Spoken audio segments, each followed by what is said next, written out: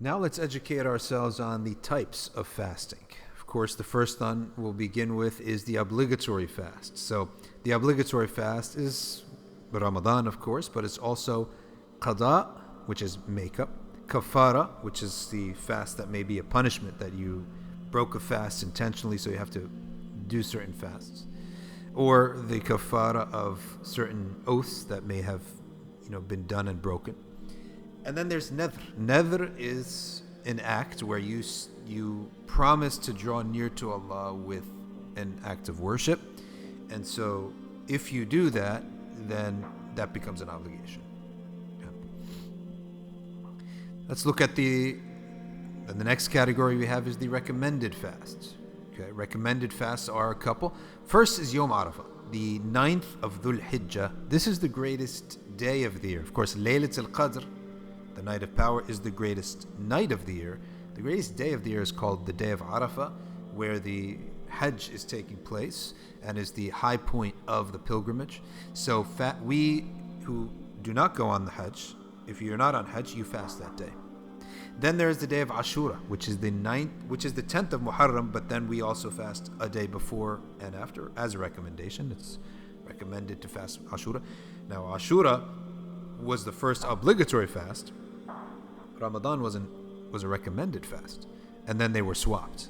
Right, the ruling on them changed. So Allah Ta'ala did not just come down with Ramadan 30 days fast right away. He made it recommended first. Right, like look at the gradation of the law coming in. Right, so He made it recommended first. So some people fasting, some not. So it was in the air. Then when it became an obligation, it became easy. And then you have the weekly fasts, which are the white days. What does that mean? It's when the moon is at its fullest. So there are 3 days every lunar month where the moon is 100% full, then maybe like 95% full on both sides, right?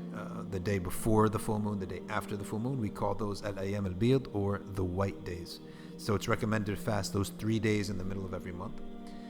That's the best of the habitual fasts. Why is it the best? Because it's the one that you can be consistent with even in old age. A very ambitious fast is Monday and Thursday, every week, twice a week. And then every other day is the most, when the Prophet said no more than that, because that's a lot of fasting and a lot of people have trouble keeping that in old age. But that was the fasting of the great Prophet Dawood alayhi salam. The forbidden fast. Is it forbidden? Is it ever forbidden to fast? Yes, it is. It's actually forbidden to fast on the 2 days of Eid. Okay, the 2 Eids, which are, of course, the Eid al-Fitr and Eid al-Adha. The 1st of Shawwal and the 10th of Dhul Hijjah. We're not allowed to fast on Eid.